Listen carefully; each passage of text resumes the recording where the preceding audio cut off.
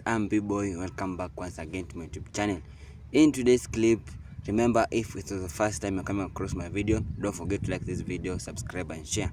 Okay guys, in today's clip we want to talk about the current situation that's really happening in Haiti. We have all seen on social media whereby a lot of Asian people are fleeing away from Haiti. They are going to neighboring countries to seek for peace, to seek for food, because you have seen how there is a lot of women in Haiti who are facing sexual harassment. There is a lot of children who have difficulties to go to school because schools have been closed due to gang violence. Kindly have a look at this clip and then you come back for more discussion. Terrorized by gang attacks, Haiti's residents are fleeing their homes, leaving everything behind. In Port-au-Prince, people are leaving on foot following the surge in violence. On Saturday, carrying whatever belongings they can. Haiti's armed gangs have been intensifying their attacks on several communities in and around the capital. The number of these violent groups have been banded under the name Viv and Son to control a large portion of the city and its surroundings. In Solino, thousands of residents have been displaced in recent days, including people previously being displaced from other neighborhoods.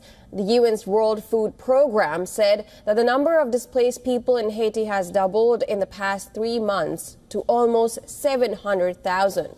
The UN body said 5.4 million Haitians, or roughly half of the population, is suffering from acute hunger, with pockets of famine-level hunger being reported among internally displaced people. And there are reports that the UN is evacuating a small number of staff in Haiti as gang violence escalates in Port-au-Prince, the capital. More than 40,000 people have been displaced from the area in the last 10 days. That's according to UN data. So I want to bring in Haiti Caribbean correspondent for the Miami Herald, Jacqueline Charles, to talk more about all of this. Jacqueline, always great to have you when we're talking about what is happening in Haiti. So what can you tell us about the latest developments there?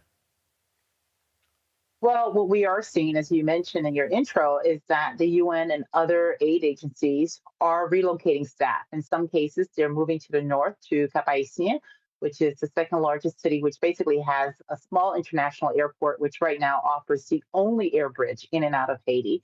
And in other cases, they are leaving. They're relocating to other places. The U.S. Embassy, for instance, did an evacuation flight for diplomats. It's the 5th time since 2019 that the U.S. has evacuated its staff at its embassy. We have no idea how many people are currently left, and they are quietly evacuating American citizens in need. But most people have to rely on private helicopters, which are also limited. The options are very limited right now to get out the country, as we're seeing an escalation in gang violence. IOM says 40,000 people have been displaced in just 10 days. Because of this new round of violence. So there are probably some people, Jacqueline, here in the United States who were perhaps hopeful when it was announced that a peacekeeping force of mostly Kenyan soldiers were going to travel to Haiti to try and bring about some level of peace and security for the people there. But that has been anything but. So what can you tell us now about what the United States is trying to accomplish with the UN peacekeeping force? Yeah, that force is just 416 individuals when it should be 2,500. The international community has just not responded. The Biden administration has poured over $300 million. They're hoping to provide another $300 million in equipment before they leave, but they're really pushing for a formal UN peacekeeping operation to come into Haiti. But right now, China and Russia are opposed to this, even though this has the support of the majority of the countries in this hemisphere. With this alarming violence that you're seeing in Haiti, 5.4 million people who are going hungry, over 700,000 people who are displaced. This is very worrying for Haiti's neighbors, including the United States at this point, because we know when a country is unstable, that instability has a way of just spilling over. Yeah, for sure. And what about for those Haitian Americans or simply people who have family here in the United States who want to try to fly out in time for the holidays here? What is happening for them? Are they having to travel by road to the Dominican Republic or some other way to maybe in the north to get out of Haiti? Well, there is no Dominican Republic. I mean, the airspace between the DR and Haiti has now been closed officially for a year. The border itself is also closed. There are ongoing similar tensions between these two neighbors that share the island of Hispaniola. The only way out is through Cape Haitian, and the only airlines are having to charge exorbitant fees because of the insurance.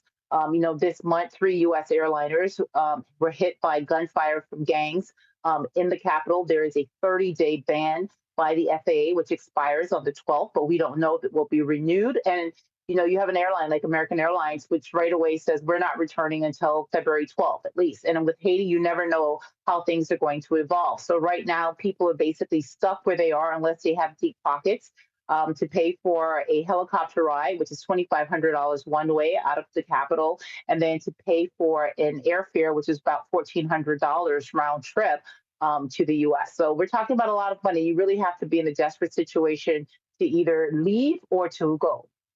Yeah, for sure. Nous sommes tout près du parc national au cœur du champ de Mars. Le centre-ville est entouré par les forces armées. Most of the time, their enemy, the gangs, are invisible, hidden in the ruins. Neuf lampes, on va se virer. Neuf lampes. Ok. Là.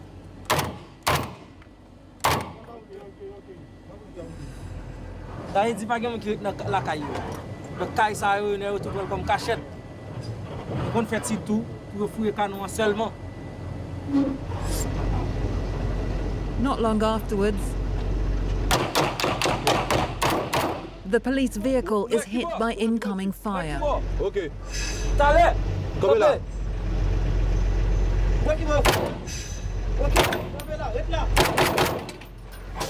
Hi guys, welcome back once again. I hope you have watched the full clip, and we have all seen how this MMS mission is going, and we have all seen how the Kenyan and Jamaican police together with the Haitian police, they are doing a great job. We have all seen how they are attacking these gangs, though it's a really difficult mission because these people, especially the Kenyan police, they are new in this ground, whereby imagine you are going to attack someone who really knows this place well, where he really knows where to hide, where he really knows how to escape, but you are new in this land, whereby this really make this mission kinda impossible, kinda hard, because those Asian police, they are the one who they must be the one to guide this Kenyan police so that at least they can do this mission in a better place.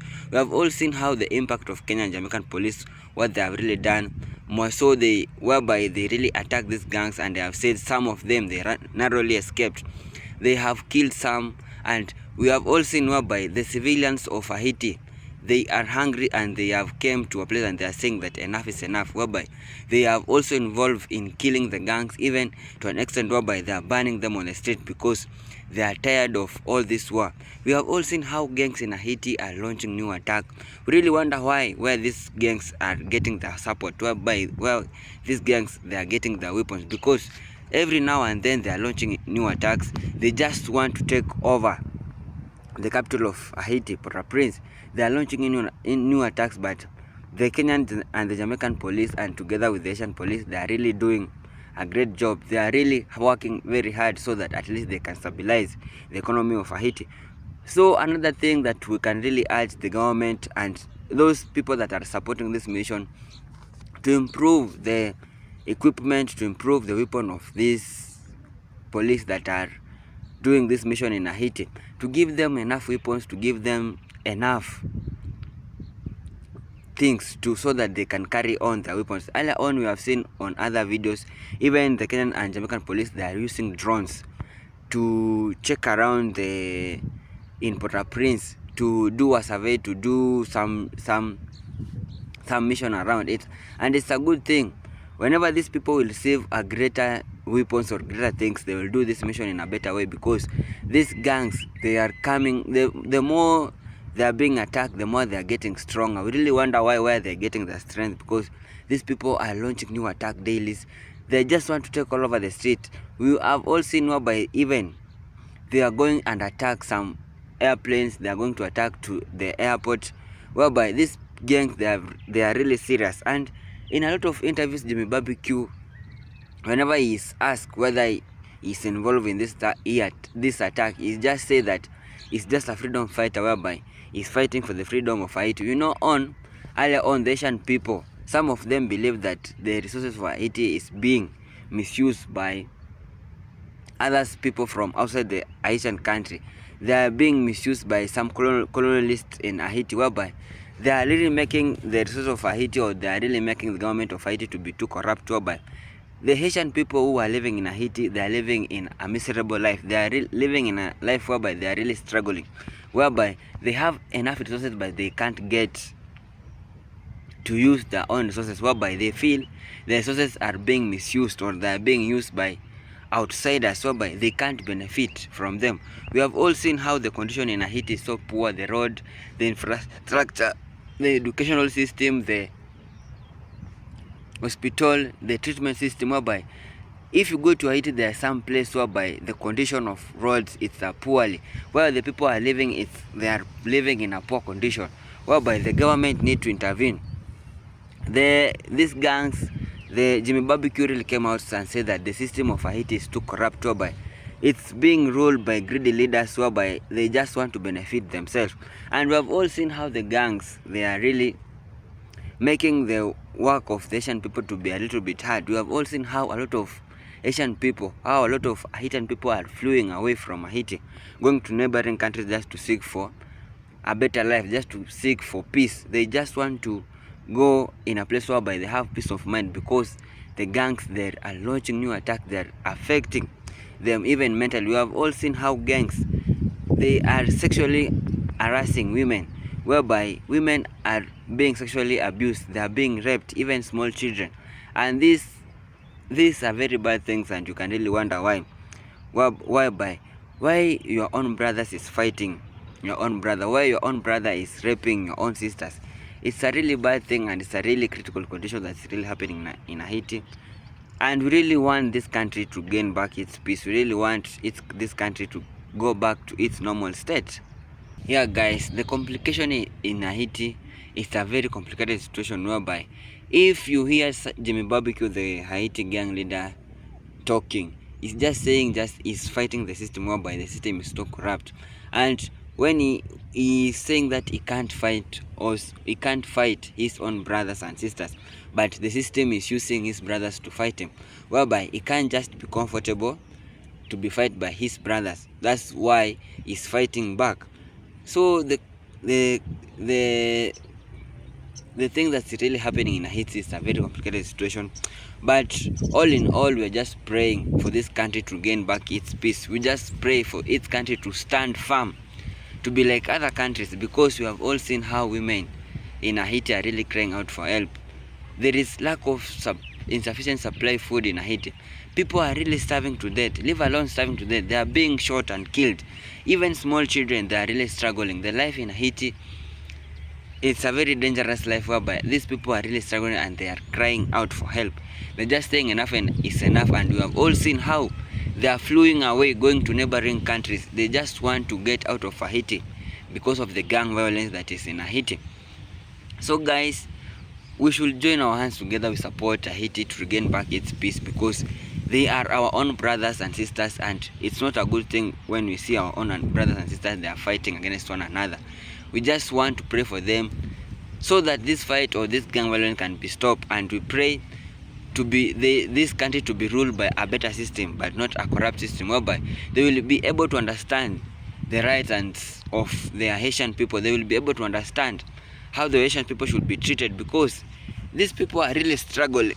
The condition in Haiti is so tough. It's a very critical condition, whereby if you have seen how women, they are really confessing their stories, you can really just cry. It's a very sad story, seeing our own women even saying they are afraid to live in their own country because of the gang violence, because of high rape case, because of how kidnapping, because of how they are being kidnapped, and they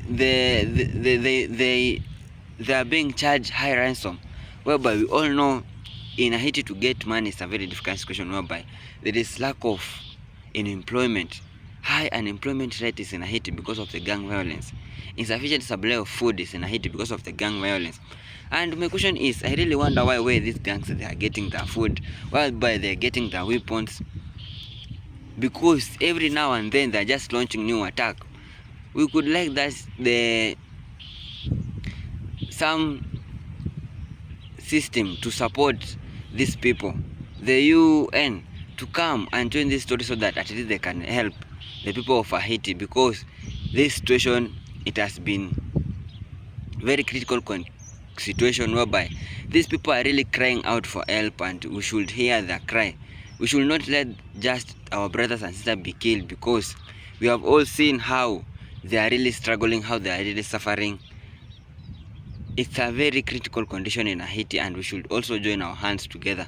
We pray for them, and we also pray for our Jamaican and Kenyan police, even our Asian police, who are doing this hard mission, who are doing this hard work so that to make sure that the economy of Haiti is stable, who are doing this work so that to make sure the gun violence in Haiti it has been reduced, who are doing this hard work so that to make sure that there is a better education system in Haiti, there is a better hospital in Haiti. We should also pray for them, because they have also family that they are depending on them. They are the breadwinners of their family. We should pray for them, and we should pray for Haiti country to have peace to be upon in a Haitian country, because these people, they have seen a lot. Remember, there was an earthquake on 2011 whereby a lot of people were being killed, and we have all seen how a lot of youth are being killed. We don't want premature death in our own generation or in this generation, but the way these gangs they are attacking this, they are causing a lot of troubles in this country. So we should just join our hands together. We pray for this Asian country to gain back its peace, to be like other normal countries, and it will be a better if they will be stable like other countries. So guys, if it was for the first time you come across my video, don't forget to like this video, subscribe and share. Thank you so much for your time. May God bless you.